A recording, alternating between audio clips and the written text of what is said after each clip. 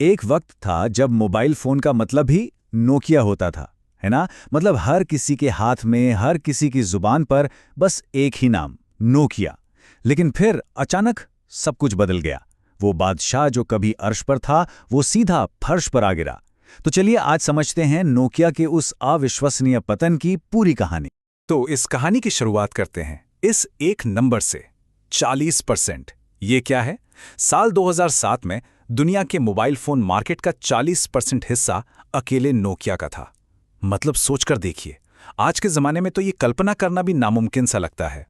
दूसरे शब्दों में कहें तो जब नोकिया अपने पीक पर था, दुनिया में बिकने वाला लगभग हर दूसरा फोन, जी हां, हर दूसरा फोन नोकिया का था। मतलब अगर आप और आपका दोस्त फोन खरीदने जाएं तो बहुत ज्यादा चांस है कि दोनों के हाथ में नोकिया का ही फोन होगा। इतनी इतनी मजबूत पकड़ थी मार्केट पर। अब ये चार्ट देखिए, ये एक तस्वीर में पूरी कहानी बयां कर देता है। 2007 में 40% और सिर्फ 6 साल बाद 2013 में 5% से भी कम। सोचिए जरा, ये बस कोई मामूली गिरावट नहीं थी, ये एक पूरे साम्राज्य का पतन था। तो सवाल उठता है, आखिर हुआ क्या? कैसे कंपनी जो इतनी मजबूत, इतनी बड़ी थी, वो इतनी जल्दी, इतनी बुरी तरह से कैसे गिर सकती है? चलिए इस गुत्थी को सुलझाते हैं, एक एक करके इसकी परतों को खोलते हैं। तो सबसे पहले बात करते हैं नोकिया के उस सुनहरे दौर की, जब वो बाजार का अजेय राजा था। एक ऐसी कंपनी जो अपनी सफलता के शिखर पर थी और ऐसा लगता था कि उसे कोई कोई भी नहीं हरा सकता। तो आखिर क्या था नोकिया की इस जबरदस्त सफलता का राज? सबसे पहले तो उनके फोन। याद है नोकिया 3310? वो फोन जो कभी टूटता ही नहीं था। मतलब अविश्वसनीय रूप से मजबूत और टिकाऊ। इंटरफेस इतना आसान कि कोई भी चला ले। और बैटरी, अरे वाह, कई कई दिन तक चलती थी। उस समय मोटोरोला जैसी बड़ी बड़ी कंपनियां भी उनके सामने कहीं नहीं टिकती थी। लेकिन बात सिर्फ अच्छे फोन बनाने की नहीं थी। उनका जो बिजनेस मॉडल था ना, वो असल में उनके प्रभुत्व का असली सूत्र था। उन्होंने अपने इस राज को एक ऐसे किले में बदल दिया था जिसे भेदना नामुमकिन सा लगता था। देखिए, नोकिया नाम ही काफी था। एक ऐसा ब्रांड जिस पर पूरी दुनिया भरोसा करती थी। वो इतने बड़े पैमाने पर फोन बनाते थे कि उनकी लागत बहुत कम हो जाती थी। मोबाइल ऑपरेटरों के साथ उनके रिश्ते बहुत मजबूत थे और उनकी फैक्ट्रीज में फोन बनाने की रफ्तार और क्वालिटी का कोई मुकाबला ही नहीं था। मतलब हर तरफ से वो इतने मजबूत थे कि किसी के लिए भी उनसे टक्कर लेना लगभग नामुमकिन था। सब कुछ बढ़िया चल रहा था, नोकिया का राज कायम था। और फिर अचानक बाजार में कुछ ऐसा हुआ जिसने मोबाइल की पूरी दुनिया का नक्शा ही हमेशा हमेशा के लिए बदल दिया। और ये बदलाव बहुत बहुत तेजी से आया। साल 2007 एप्पल ने अपना पहला आईफोन लॉन्च किया और ठीक अगले ही साल 2008 में गूगल का पहला एंड्रॉयड फोन आ गया। बस ये दो घटनाएं स्मार्टफोन युग की शुरुआत थी और नोकिया के अंत की भी। देखिए, दुनिया पूरी तरह से बदल रही थी। नोकिया की दुनिया में हार्डवेयर राजा था। मतलब फोन कितना मजबूत है, बैटरी कितनी चलती है। लेकिन जो नई दुनिया आ रही थी, वहां सॉफ्टवेयर राजा था। अब बात ऐप्स की थी, इकोसिस्टम की थी। फोन अब बस एक डिवाइस नहीं था, वो एक कनेक्टेड प्लेटफॉर्म बन गया था जहां आप कुछ भी कर सकते थे।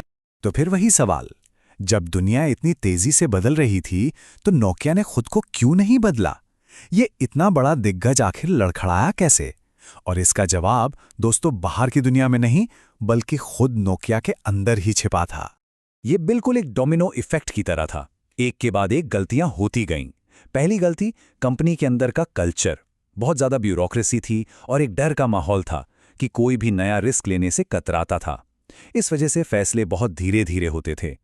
फिर आया उनका पुराना सिम्बियन ऑपरेटिंग सिस्टम, जो टचस्क्रीन के लिए बना ही नहीं था और उसे सुधारने में वो नाकाम रहे।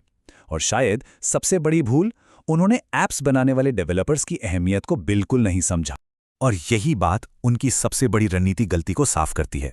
नोकिया का पूरा ध्यान डिवाइस यानी कि फोन बनाने पर था, जबकि एप्पल और गूगल डिवाइस नहीं बल्कि प्लेटफॉर्म बना रहे थे। एक ऐसा प्लेटफॉर्म जहां हजारों लाखों डेवलपर्स जुड़कर नए नए ऐप्स बना रहे थे और उस प्लेटफॉर्म को हर दिन और बेहतर बना रहे थे। अब जब पानी सिर से ऊपर जाने लगा तो कंपनी को बचाने के लिए एक आखिरी कोशिश की गई। एक बहुत बड़ा रणनीतिक कदम उठाया गया, एक ऐसी साझेदारी जो शायद उनकी आखिरी उम्मीद थी। ये था नोकिया का अंतिम अध्याय। साल 2011 में नोकिया ने माइक्रोसॉफ्ट के साथ हाथ मिलाया और विंडोज़ फ़ोन को अपना लिया। ये एक आखिरी दांव था, लेकिन शायद ये एक सही कदम था जो बहुत देर से उठाया गया। नतीजा, 2013 तक मार्केट शेयर 5% से भी नीचे चला गया और उसी साल उन्हें अपना सबसे कीमती हिस्सा, अपना मोबाइल फ़ोन बिजनेस माइक्रोसॉफ्ट को बेचना पड़ा। तो सवाल यह है कि ये माइक्रोसॉफ्ट वाली साझेदारी क्यों फेल हो गई? इसकी कुछ सीधी साधी वजहें थीं। पहली, विंडोज़ फ़ोन पर ऐप्स ही नहीं थे, आईफोन और एंड्रॉयड के मुकाबले तो बिल्कुल भी नहीं। दूसरी, जब तक वो मार्केट में आए तब तक बहुत देर हो चुकी थी, मार्केट में पहले से ही 2 बड़े खिलाड़ी जम चुके थे। और आखिर में इन सब वजहों से ग्राहकों ने इसे अपनाया ही नहीं। तो नोकिया की इस पूरी कहानी से, इस बड़े पतन से हम क्या सीख सकते हैं? वो कौन से सबक हैं जो आज भी हर कंपनी, हर बिजनेस के लिए उतने ही जरूरी हैं? बिजनेस की दुनिया में एक बहुत मशहूर कॉन्सेप्ट है, इनोवेटर्स की दुविधा, और ये नोकिया की कहानी पर एकदम फिट बैठता है। इसका मतलब है, जब कोई सफल कंपनी अपने ही सफल प्रोडक्ट को खत्म करने का रिस्क नहीं लेना चाहती किसी नई टेक्नोलॉजी को अपनाने के लिए, नोकिया का फीचर फोन का बिजनेस बहुत प्रॉफिटेबल था और वो इसे छोड़कर स्मार्टफोन के एक अनजाने, जोखिम भरे बिजनेस में कूदने से डरते रहे, और इसी डर ने, इसी दुविधा ने उन्हें डुबो गया। तो आखिर में सबक बिल्कुल साफ है। पहला, आज आप मार्केट के लीडर हैं, इसका मतलब ये नहीं कि कल भी रहेंगे। दूसरा, आपकी कंपनी का कल्चर आपकी स्ट्रैटेजी से ज़्यादा ज़रूरी है। अगर कल्चर नया सोचने और तेज़ी से काम करने का नहीं है, तो अच्छी से अच्छी स्ट्रैटेजी भी फेल हो जाएगी। तीसरा, सिर्फ एक अच्छा प्रोडक्ट बनाने से काम नहीं चलेगा, एक पूरा इकोसिस्टम बनाना होगा। और सबसे ज़रूरी, कभी भी अपनी सफलता पर आत्मसंतुष्ट मत होइए, क्योंकि यही वो चीज़ है जो किसी भी बड़ी से बड़ी कंपनी को नष्ट कर सकती है। और ये पूरी कहानी हमें आज के लिए एक बहुत बड़े सवाल के साथ छोड़ जाती है। ज़रा सोचिए, आज के जो मार्केट लीडर्स हैं, जो बड़ी बड़ी कंपनियां हैं, क्या उनमें से भी कोई उसी रास्ते पर चल रहा है जिस पर कभी नोकिया था? क्या इतिहास खुद को दोहराएगा? कौन हो सकती है अगली नोकिया?